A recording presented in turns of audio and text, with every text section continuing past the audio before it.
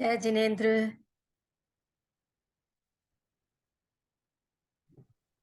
जय जिनेन्द्र। हाँ, और सब ठीक है? मस्त स्वस्थ। बढ़िया बढ़िया। आप कैसे हैं? बढ़िया, फर्स्ट क्लास। आपसे मिलके और भी आज आज हमने आपको जल्दी बुला लिया क्लास में। हाँ, आज जल्दी बुला लिया। बढ़िया। जल्दी पढ़ेंगे तो जल्दी सुधरेंगे, और क्या है। सही सही बात है।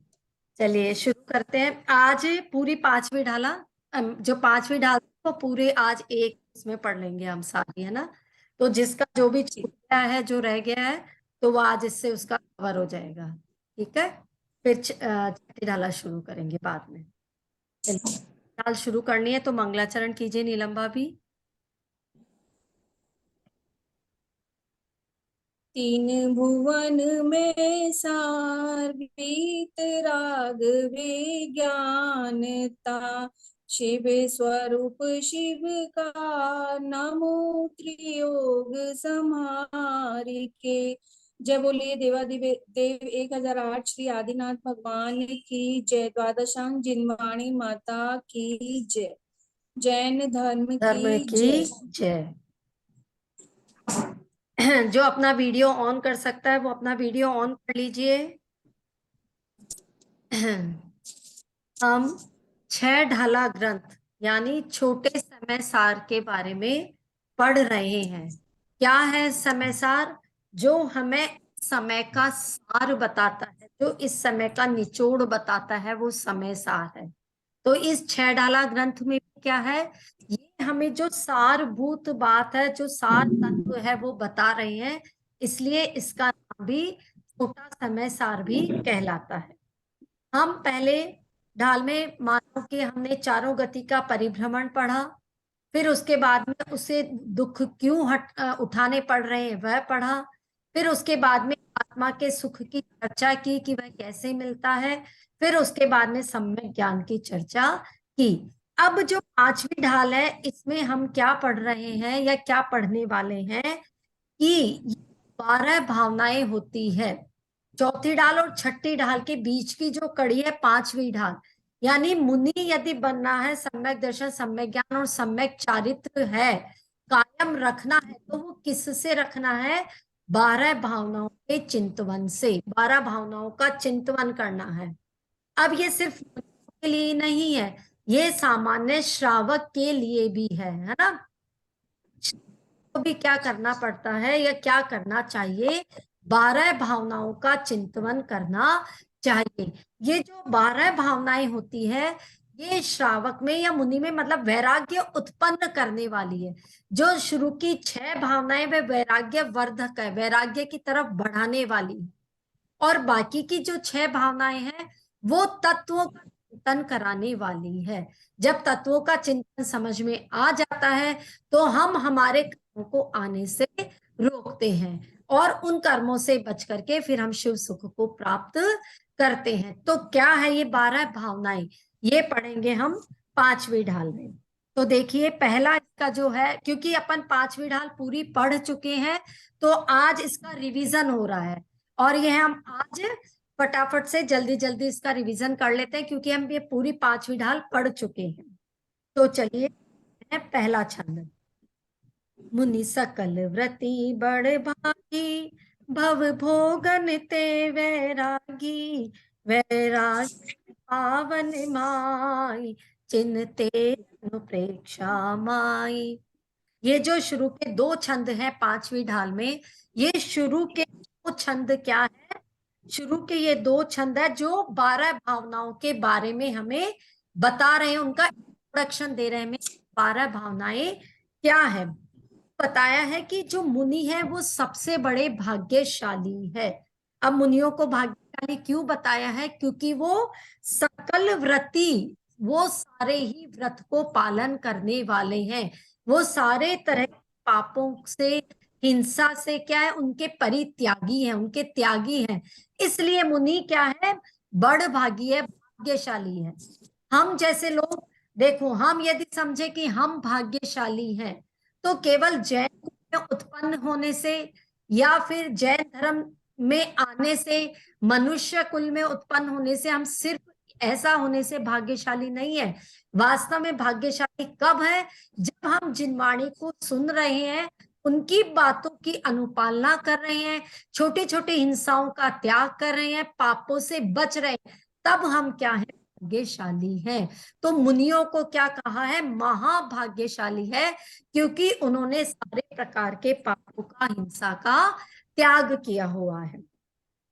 और ये जो 12 प्रकार की ये जो भावनाएं हैं, जिन्हें हम अनुप्रेक्षा भी कहते हैं। अनुप्रेक्षा का मतलब होता है बार बार चिंतन करना, उसके बारे में बार बार होता है ना, रिवीजन करना उनका। क्यों? क्योंकि वो क्या करती है? वैराग्य को बरकरार रखती है, कायम रखती है। हमारे तीर्थंकर स्वामी होते हैं, वे भी इन 12 भावनाओं का चिंतन नित्य प्रति करते हैं। हमारे मुनिराज सामायिक करते हैं, तो वे भी इन 12 भावनाओं का चिंतन नित्य प्रतिदिन करते हैं। और हमें भी इन 12 भावनाओं का चिंतन करना चाहिए। फिर मैं स्क्रीन शेयर कर देती हूँ ताकि आप भी इन 12 भावनाओं को पढ़ सके।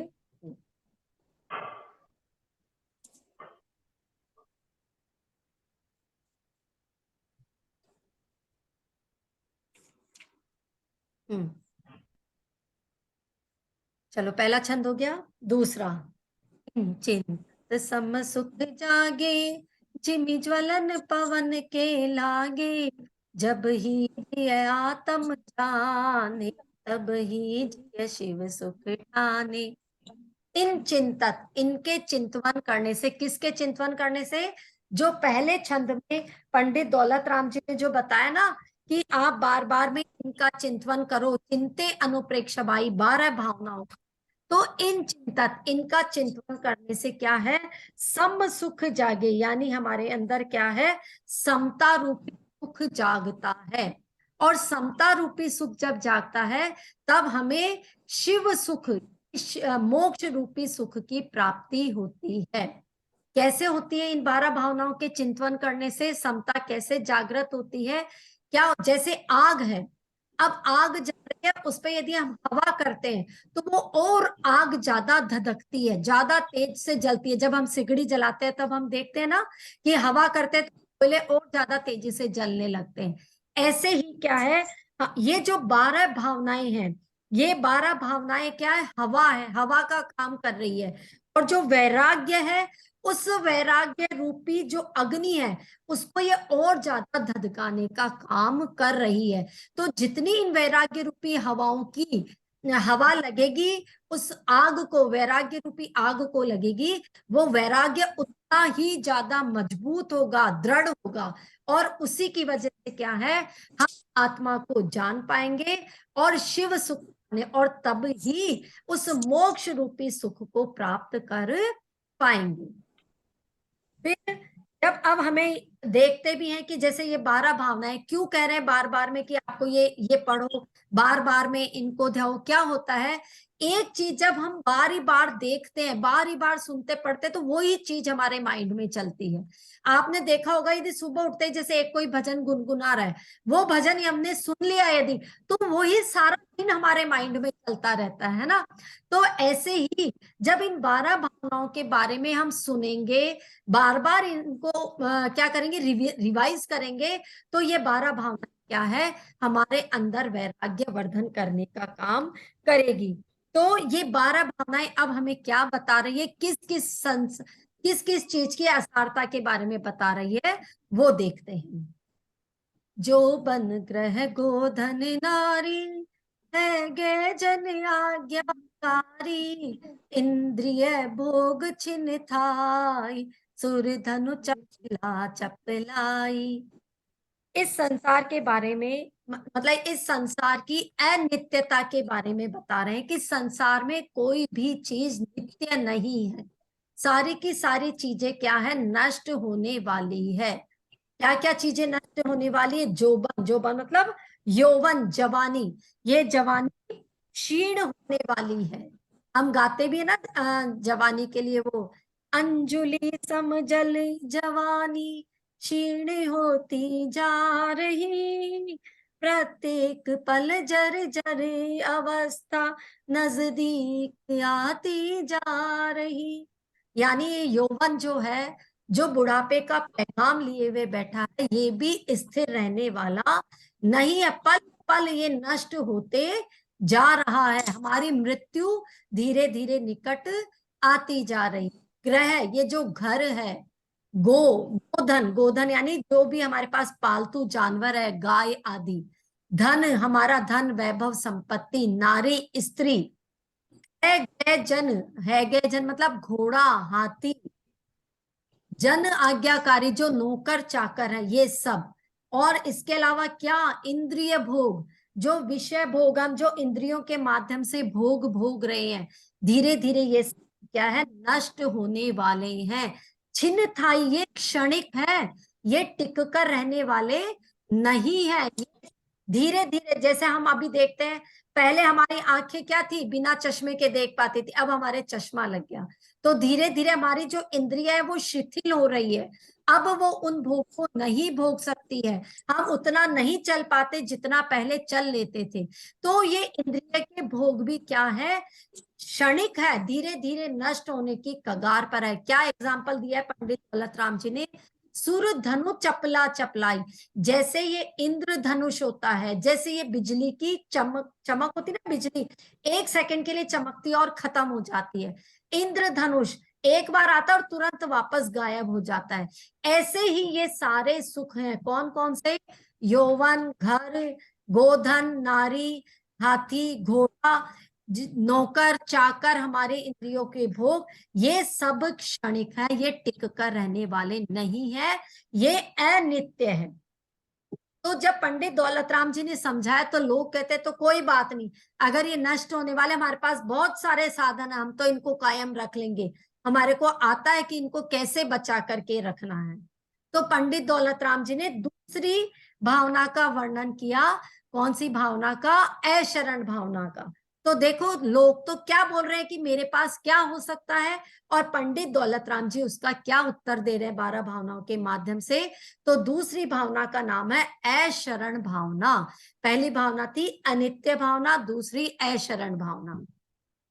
सुर असुर खगाधिप जेते, मृग जो हरि काल दलेते, मणि मंत्र तंत्र बहु होई, मरते न बचावे कोई। क्या बोलते हैं लोग, अरे कैसे अनित्य है, हम तो इनको मंत्र से तंत्र से बचा लेंगे, है ना।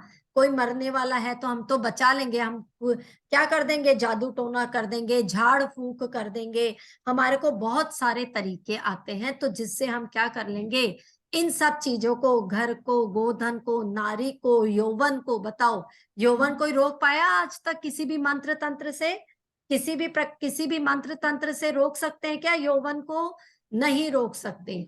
तो पंडित दौलतराम जी कह रहे हैं कि अरे बहुत सारे होंगे ये मंत्र तंत्र, लेकिन मरते समय तुम्हें कोई भी बचाने वाला नहीं है।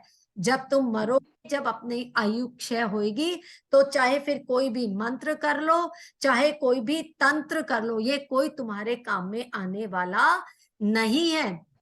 क्या बताया उन्होंने, सुर असुर खगादिप जेते, ये जितने भी सुर हैं, देव है, यानी क्या बोलते हैं, सौधर्म, इंद्र आदि कल्पवासी देव है, असुर आदि देव, जो बाकी 3 प्रकार के देव है, खगादिप जेते, और जो तिर्यंच जाति के देव है, जब इनकी भी मृत्यु आती है तो इनको भी काल क्या करता है, जैसे शेर क्या करता है, शेर के सामने यदि हिरण आ गया, वो उसको अपना ग्रास बना लेता है, उसी प्रकार से जब मृत्यु आती है तो वो मृत्यु या काल कह लीजिए, तो वो काल क्या करता है, करके ले जाता है। तब इनमें से कोई भी काम में आने वाला नहीं है, चाहे फिर मंत्र हो, तंत्र हो, कोई मणि हो, कोई भी देव हो, तुम्हें कभी कोई नहीं बचा सकता। तो फिर वो कहते हैं कि अगर नहीं बचा सकते हैं तो देखो लोगों के होते हैं क्वेश्चन, तो कोई बात नहीं, जितना हमारे को सुख है संसार में वो तो हम भोग ले कम से कम। ये जो संसार हमें चारों प्रकार से दिखाई दे रहा है, तो इसको तो भोग लेने दो हमें। तो फिर इस संसार की असारता के बारे में पंडित दौलत राम जी क्या बता रहे हैं कि अब तुम जिस संसार को कह रहे हो, जिस संसार को हम बचा लेंगे, जिसमें जिसके सुख को कैसे न कैसे कायम कर लेंगे, तो कैसा है वह संसार, उसके बारे में पंडित दौलत राम जी संसार भावना, तीसरी भावना में बता रहे हैं। चहु गति दुख जीव भरे हैं, परिवर्तन पंच करे हैं, सब विधि संसार यसारायाम, सुख नाय नगारा। है ना? कैसा है संसार? ये संसार अनेक जीवों से, चारों गतियों के जो चार गतियां हैं, उन चारों गतियों में जीव भरे पड़े हैं, अनंत अनंत जीव भरे पड़े हैं। लेकिन कैसे हैं वो जीव? दुख उठा रहे हैं। क्योंकि हम पढ़ के ही आए हैं पहले ढाल में, कोई भी जीव क्या है? सुखी नहीं है। किसी को सुख सुखाभास है, लेकिन सुख नहीं है। वो जिसको हम सुख समझ रहे हैं वो सुख नहीं है। अगर आज हमें घर बन गया, हम सोचते हैं चलो हम सुखी हो गए। घर बनने से ही यदि सुखी हो जाए इंसान, तो टाटा बिरला और अंबानी के क्या कमी है? फिर तो उन्हें कोई सुख दुख होना ही नहीं चाहिए। लेकिन हर जीव को दुख है, किसी न किसी प्रकार का, कहीं ना कहीं उनको। और ये पूरी चारों गतियां दुखों से भरी पड़ी है। और इसमें जीव क्या कर रहे हैं? 5 प्रकार का परिवर्तन कर रहे हैं। द्रव्य, क्षेत्र, काल, भव और भाव, इन 5 प्रकार से परिवर्तन करता है। यानी कैसे परिवर्तन करता है? कि जब मरा तो आज इस गति से उस गति में, इस भव से उस भव में, इस क्षेत्र से उस क्षेत्र में। यहाँ अभी मान लीजिए किसी और पर्याय में था, बाद में किसी और पर्याय में, यानी और कोई द्रव्य में आ गया। तो कहने का मतलब वो परिभ्रमण ही कर रहा है, 5 प्रकार के परिवर्तन कर। निगोदिया जीव में हम पढ़ के आए, कितने दुख है वहां पर। एक श्वास में 8-10 बार, एक सांस में 18 बार मर जाता है और जी जाता है। बताओ, इस प्रकार के मतलब परावर्तन करने पड़ रहे हैं, इस प्रकार के दुख उठाने पड़ रहे हैं। तो कह रहे पंडित दौलत राम जी, हमने सब जगह देख लिया, सब तरीके से देख लिया, लेकिन ये संसार वास्तव में अंत में क्या पाया? ये संसार तो असार है, इसमें सुख नहीं लगा रहा, या इसमें बिल्कुल भी सुख नहीं है। इसलिए इस संसार से हमें बचना चाहिए। तो फिर लोग क्या कहते हैं? वो कहते हैं कि कोई बात नहीं, यदि हमारे, मान लीजिए हम एक फैमिली में है, हमारा परिवार है, हमारा कोई संगठन है, कोई बात नहीं, दुख आएगा तो हम सब मिलकर के उठा लेंगे, कोई बात नहीं, है ना? कोई कष्ट आएगा तो हम सारे मिलकर के इन कष्टों का सामना कर लेंगे, आप उसकी चिंता मत करो। तो फिर पंडित दौलत राम जी अगली भावनाओं में इसका क्या जवाब देते हैं? अगली भावना का नाम है एकत्व भावना।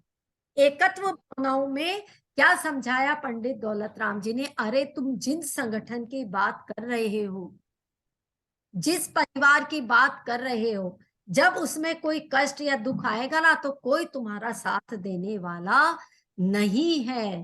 किस भावना से समझाया?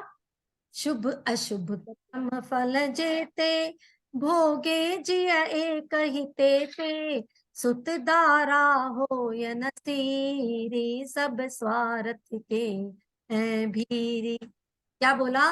कि ये जो शुभ अशुभ कर्म फल आते हैं ना, जो अपने अपना फल देते हैं, सुख में तो तुम्हारे साथ सब आ जाएंगे, है ना? एक वो गाना भी तो है एक, सुख में सब साथी, दुख में न को। यानी सुख में तो फिर भी सब आपका साथ देने आ जाएंगे। साथ देने का मतलब ये नहीं वो आपका साथ, वो जो आपको चीज मिली है उसका फल पाने के लिए आ जाएंगे। सब स्वार्थी है, सब अपना अपना क्या है उसमें से हिस्सा लेने आ जाएंगे। लेकिन जब अशुभ कर्म आते हैं तो उस फल को कौन भोगता है? अकेला व्यक्ति ही भोगता है। हर एक व्यक्ति को अपना अपना कर्म भोगना पड़ता है। जैसे दुख है, कोई बीमारी आ गई, कोई व्याधि आ गई, तो उस व्याधि को, उस व्याधि का जो कष्ट है ना, जैसे मान लीजिए रोड पर जा रहे हैं, एक्सीडेंट हो गया, पैर कट गया, अब वो पैर जो कट गया तो नहीं चल पाने का जो दुख है, वो व्यक्ति को क्या है? अपने आप ही उठाना पड़ेगा। हो सकता है कोई आपको व्हील चेयर पर बैठा करके ले जाए, लेकिन वो जो नहीं चलने का दुख है, आपके मन में जो फीलिंग आ रही है वो किसको उठानी पड़े, ऐसा ही पने की जो फीलिंग आ रही है वो खुद को अकेले को ही उठानी पड़ती है।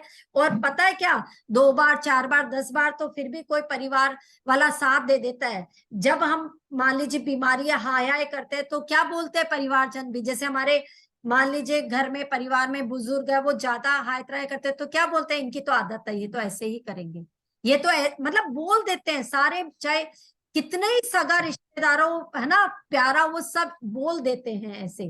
तो कह रहे सब स्वार्थ के बीरी, सब स्वार्थ की दुनिया है।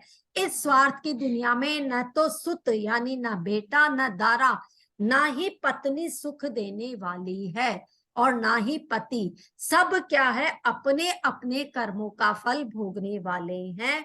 तो इसलिए वो कह रहे कि जिस परिवार के दम पर तुम इतरा रहे हो उस परिवार की ज्यादा गाथा मत गाओ, क्योंकि हर एक व्यक्ति को अपना अपना फल भोगना पड़ता है।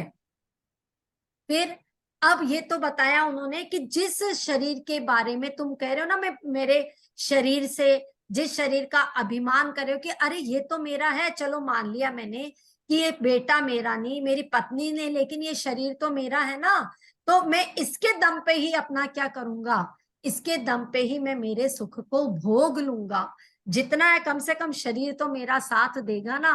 तो पंडित दौलत राम जी कह रहे हैं किस गलत फहमी में जी रहे हो तुम, जिस शरीर की सुंदरता बल उस पर अभिमान कर रहे हो, वास्तव में वो शरीर है कैसा पहले ये तो जान लो कि ये शरीर है कैसा, बाद में तुम इस पे अभिमान करना, क्योंकि जब तुम्हें वास्तव में इस शरीर की सच्चाई पता चल जाएगी तो तुम इस शरीर को भी अपना कहना छोड़ दोगे।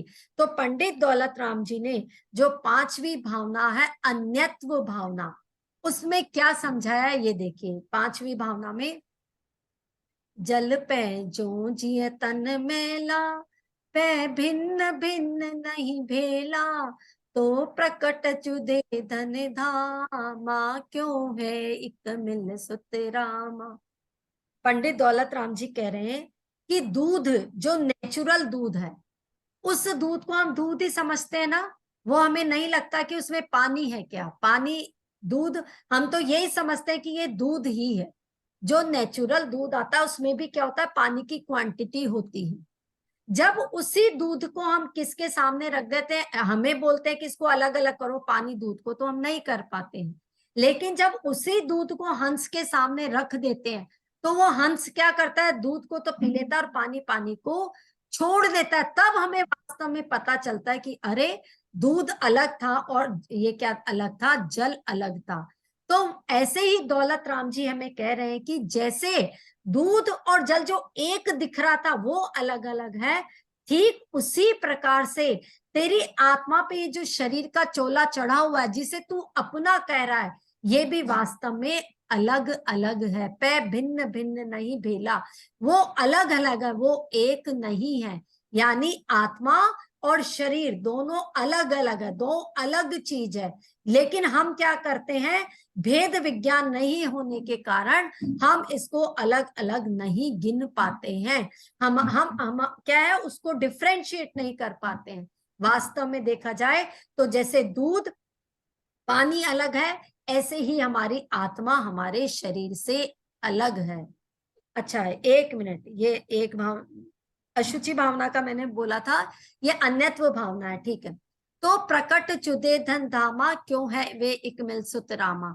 तो जो हमें बाहर से ही अलग अलग चीजें दिखाई दे रही है, मतलब हमें स्पष्ट रूप से जो चीजें बाहर से दिख रही है कि वो अलग है, जैसे स्त्री है तो वो तो हमें अलग दिख ही रही है, धन दिख रहा है, घर दिख रहा है, वो तो स्पष्ट रूप से जब अलग दिख रहा है तो वो कैसे हमारे से एक हो सकता है ना। फिर कैसे हमारे आत्मा और शरीर एक हो सकता है, आया समझ में। जब आत्मा और शरीर ही एक नहीं है तो फिर जो हमें आंखों से स्पष्ट रूप से जो चीज दिखाई दे रही है कि वो स्त्री है, वो घर है, वो धन है, तो फिर वो एक कैसे हो सकते हैं। और अब शरीर की अशुचिता के संबंध में कि जिस शरीर को हम कह रहे थे कि ये शरीर अपना है, इससे तो मैं सुख भोग लूं। तो पंडित दौलत राम जी कह रहे हैं कि वो शरीर की पहले तू सच्चाई तो जान ले कि वो शरीर आखिर है कैसा, जिसके बारे में तू घमंड कर रहा है, जो केवल कैसी है, जैसे मिठाई पर बरक चढ़ी हुई है वैसे ही तेरे शरीर की चमड़ी है। तो पहले इसके बारे में जान ले, फिर तू इस पर अभिमान करना। क्या है अगली भावना? अशुचि भावना। पल रुधिर राध मल थैली, की कस वसादित मैली, नव द्वार बहे निहारी, अस देह करे किम यारी। कैसा है ये शरीर? किसकी थैली है ये शरीर? पल मांस की, रुधिर यानी खून की, राध, राध यानी मवाद, मल, मल मतलब मल मूत्र, इनकी थैली है ये हमारा शरीर। कीकस वसादित, और जिसमें क्या है? किसका किसका पिंजरा ये? हड्डियों का, वसा का, चर्बी का, ये इन सब का मिलकर के एक क्या है? पिंजरा है। और हमारी जो शरीर है वास्तव में जिसपे हम घमंड अहंकार करते हैं, वो कैसा है? वो किसकी थैली है? इस थैली के अंदर क्या क्या भरा हुआ है? खून, मांस, मज्जा, ये सब भरा हुआ है। और जरा सी यदि ये चिमड़ी, यहाँ से हमारी चमड़ी छिल जाए तो इसमें मांस दिखेगा। और मान लीजिए फोड़ा हो गया, फुंसी हो गई, उससे घाव से पीप बह रही है और उस पे मक्खियां आकर के बैठ रही है, तो सोचो उस क्षण में वो शरीर कैसा प्रतीत होता है। तो वास्तव में इतना ही अपवित्र है ये शरीर। इसलिए इस शरीर को अपना मत कहो, इसका घमंड मत कहो। और क्या है इस शरीर में? नव द्वार बहे गिनहारी, और इसमें 9 मल द्वार हैं जो बहते रहते हैं। कौन कौन से 9 मल द्वार बताए थे मैंने? कौन बताएगा? नीलम भाभी आप बताओगे 9 मल द्वार के नाम? हाँ बताओ। दो आंखें, हाँ कान, दो हाँ कान और हाँ नाक, हाँ, दो मुंह नाक, हाँ और एक, 2 मलद्वार। 2 मल द्वार। तो ऐसे करके ये क्या है? 9 क्या हो गए? 9 द्वार है जिनसे मल निकलता है। और जैसे जैसे ऊपर से नीचे निकलते हैं वैसे वैसे मल और ज्यादा दुर्गंधित होता है, जिसको हम देखना भी पसंद नहीं करते। चाहे मर्जी जितने काजू किशमिश पिस्ता खा लो, बादाम खा लो, अच्छी अच्छी मिठाइयां खा लो, बनना तो उसको आखिर में जाकर के मल ही है। और उस मल को हम देखना पसंद भी नहीं करते। तो ऐसी ये देह है हमारी, इसकी क्या बात करें? इतनी अशुचि है, इतनी अपवित्र है, इसके बारे में हम क्या बताएं? तो इसलिए इस अपवित्र शरीर का क्या नहीं करना चाहिए? घमंड नहीं करना चाहिए। चलिए ये हो गई अशुचि भावना। फिर इसके बाद में आती है आश्रम भावना। ये 6 भावनाएं थी जिनके बारे में जब हम सोचते हैं कि संसार कैसा है, परिवार कैसा है, हमारा शरीर कैसा है, तो ये सोच सोच करके मन में ना वैराग्य आता है। मतलब कि सब चीजों से खेद खिन्न हो जाते हैं। लेकिन उस समय अपने अंदर नेगेटिविटी को डेवलप नहीं करना है, नकारात्मक भावना को नहीं लाना है, बल्कि वस्तु स्थिति को समझना है। ऐसा नहीं कि परिवार वाले हमारा साथ नहीं देंगे, हमने तो पढ़ लिया तो मैं आज इनको छोड़ करके जा रही हूँ, या मैं इनका काम नहीं करूंगी, या ये तो मुझे सताने वाले हैं, जाओ मैं बात ही नहीं करती। ऐसा नहीं करना है। घर में रह करके घर के परिवार से तालमेल बना करके चलना है, सबको अपनाना है, सबके साथ चलना है। लेकिन क्या करना है? हमें उनमें अपनत्व की जो भावना है, उस अपनत्व की भावना को, आसक्ति की भावना को छोड़नी है। मेरेपन का जो भाव है वो हमें छोड़ना है। चलिए आगे अब कौन सा तत्व आ रहा है कि हम ये जो हमारा शरीर था, इस शरीर के मन वचन काय से हम क्या करते हैं? पाप करते हैं। कोई भी काम करते हैं तो उससे हम कर्मों को बुलाते हैं। वो कर्म ही है जो हमें दुख दे रहे हैं। तो उन कर्मों के आने को क्या बोलते हैं? आश्रव बोलते हैं। किसकी वजह से आ रहे हैं? जो हमारा शरीर क्या कर रहा है, हमारा शरीर कैसी भी चपलता कर रहा है, उससे हमारे वो कर्म आ रहे हैं। तो पंडित दौलत राम जी कह रहे हैं, अरे अपने शरीर की यौवन की चपलाई से इन कर्मों को बुलाओ मत, नहीं तो ये कर्म आकर के तुम्हें बाद में परेशान करेंगे। इस भावना का नाम है आश्रव भावना। तो चलिए पढ़ते हैं आश्रव भावना। जो यौवन की चपलाई ताते वे आश्रव भाई, आश्रव दुख कार घनेरे तिन्हें निर्वेरे। यानी ये जो हमारे मन वचन काय की चपलता होती है, इससे हम क्या करते हैं, मन वचन काय की चपलता से हम कैसे भी भाव, राग मोह के भाव करते हैं और उनसे कर्म आते हैं, उन कर्म के आने को बोलते हैं आश्रव। और वो ही कर्म हमें दुख देते हैं, दुख घनेरे, बहुत दुख देते हैं। इसलिए बुद्धिवंत तिन्हें निर्वेरे, इसलिए जो बुद्धिजीवी लोग हैं वो क्या करते हैं, इनसे दूर ही रहते हैं, कर्मों को इनको नहीं बुलाते हैं, इनसे अलग ही रहते हैं। चलिए फिर आगे की भावना। तो अब क्या करें, कैसे रोकें इन कर्मों को, क्या करना चाहिए फिर हमें? इन कर्मों को आने से रोकने के लिए हमें एक द्वार बताया है, एक उपाय बताया है। कौन सी भावना के रूप में? संवर के रूप में। एक से संवर भावना के रूप में। तो संवर भावना क्या कहलाती है? संवर भावना कर्मों के आने को रोकने का नाम संवर भावना है ना। अब ये तो मैंने बताया था पहले भी कि डंडे से नहीं रुकेंगे ये कर्म, डंडों के जोर पे नहीं रुकेंगे। आप घर का दरवाजा बंद कर लो तो ये कर्म नहीं रुकेंगे। यदि आपने घर के अंदर बैठे बैठे भी किसी भी प्रकार की चपलता की, राग मोह का परिणाम किया, तो वो कर्म आएंगे और आपको सताएंगे। तो फिर क्या उपाय है उसका? तो संवर भावना में कहते हैं, जिन पुण्य पाप नहीं कीना, आत्म अनुभव चित दीना, तिन्ही विद्यावत रोके, संवर लहि सुख अब लोके। यानी कह रहे हैं, जिसने न तो पुण्य किया और न ही जिसने पाप किया, है ना। पुण्य और पाप दोनों क्या है, कर्मों को बुलाते हैं। तो अब ये नहीं है कि कल से ही पूजा छोड़ दो, भक्ति छोड़ दो, मंदिर छोड़ दो, बोले मना किया है हमारे को तो संवर भावना के पुण्य नहीं करना, ये नहीं। पहले पाप करना छोड़ना है, सबसे पहले पाप छोड़ो, उसके बाद में पुण्य की क्रिया छोड़ के फिर आत्म ध्यान में लीन होने की बात कर रहे हैं संवर भावना में। तो जब पहले आप पाप छोड़ दो, उसके बाद में पुण्य की क्रिया छोड़ो। लेकिन जब तक हम इस गृहस्थी में, इस संसार में है, जब तक हमने वैराग्य का पथ नहीं अपनाया है, तब तक हमें पूजा, भक्ति, दर्शन, भजन कुछ नहीं छोड़ना है। तो ये सब हमें तब तक करते ही रहना है।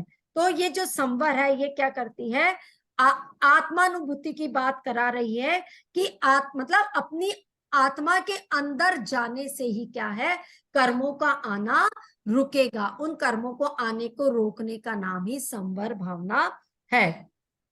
फिर कहते हैं, अच्छा तो जो नए कर्म उनको आने तो हम रोक देंगे, लेकिन अब जो हमने पहले कर्म कर लिए, जो पहले हमारे कर्म आत्मा की सत्ता में पड़े हैं, उनका क्या? तो पंडित दौलत राम जी फिर हमें समझा रहे हैं निर्जरा भावना के बारे में। क्या है निर्जरा भावना? निज काल पाए विधि झरना, तासो निज काज न सरना, तप करि जो कर्म की पावे, सोई शिव सुख दर्शावे। यानी कह रहे हैं कि निर्जरा का मतलब अपने कर्मों का अपनी आत्मा से अलग हो जाने का नाम निर्जरा है। लेकिन जब समय आया और कर्म खिर गए अपने आप ही, ऐसी निर्जरा हमारे कोई काम की नहीं है। ऐसी निर्जरा तो हर व्यक्ति के, हर जीव के हो रही है। तो फिर हमें क्या करना चाहिए? तपस्या करनी चाहिए, तप करके हमारे कर्मों को हमारे से अलग करना चाहिए। ऐसी निर्जरा क्या है, हमारे काम की है। और जब ऐसी निर्जरा होगी तभी हमारे क्या होगा, आत्मा की सत्ता में पड़े हुए कर्म हमारे से अलग हो जाएंगे और हमें शिव सुख की प्राप्ति होगी।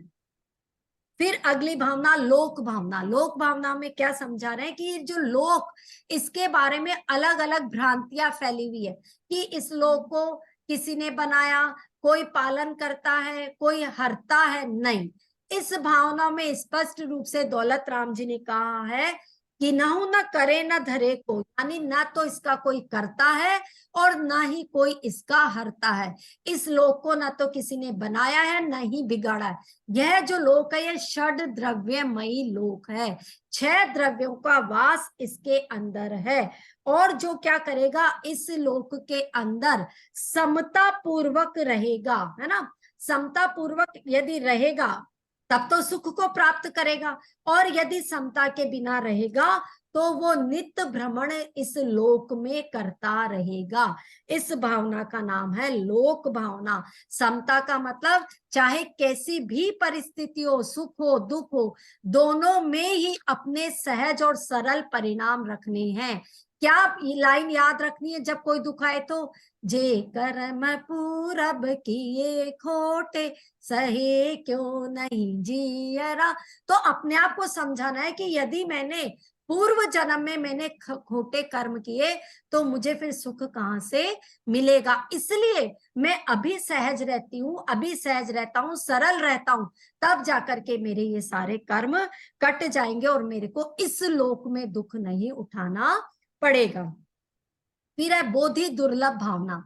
ये जो लोक संसार सब कुछ देख लिया हमने, अब इसमें क्या चीज है जो सबसे ज्यादा कठिन है, दुर्लभ है। तो पंडित दौलत राम जी कह रहे हैं सम्यक ज्ञान इस पूरी की पूरी लोक में सबसे ज्यादा सम्यक ज्ञान का मिलना कठिन है। हमें क्या हुआ, हम कितनी बार 9वें ग्रह तक जाकर के आ चुके हैं, लेकिन वहां पर भी हमने सम्यक ज्ञान के बिना दुख ही उठाए, वापस आ जाते हैं वहां से। मनुष्य भाव में आ गए, फिर देव पर्याय में चले गए, कभी तिर्यंच में चले गए, कभी वो का वही चक्र चल रहा है, क्योंकि हमें सम्यक ज्ञान नहीं मिला। सम्यक ज्ञान, ऐसा ज्ञान, निर्मल ज्ञान जो हमें हमारी आत्मा का ज्ञान कराता, हमें सत्य पथ पर चलाता, हमें मोक्ष मार्ग की तरफ चलाता, ऐसा ज्ञान नहीं मिला। इस वजह से हम क्या है, इस संसार में भटक रहे हैं। ज्ञान बहुत दुर्लभ है। बोधि दुर्लभ मतलब ज्ञान का मिलना दुर्लभ यानी कठिन है। तो इसलिए कोशिश करो कि वो ज्ञान को हम प्राप्त कर सके। और अंतिम भावना है धर्म भावना। धर्म क्या है, जो भाव मोह ते न्यारे, दृग ज्ञान व्रतादिक सारे, सो धर्म जबे जिय धारे, तब ही सुख अचल निहारे। यानी अपने अंदर ऐसे परिणाम रखना जो हमारे परिणाम है मोह से अलग रहे, उसमें मोह भाव नहीं रहे, राग द्वेष के परिणाम नहीं रहे।